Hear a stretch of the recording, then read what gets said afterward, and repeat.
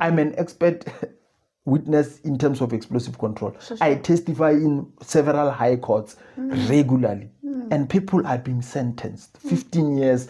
And sometimes it's so sad. I know someone who lost a very precious job, simply because they were recruited. The person is a mining engineer graduate. They were recruited by an undercover operative of the government, not knowing.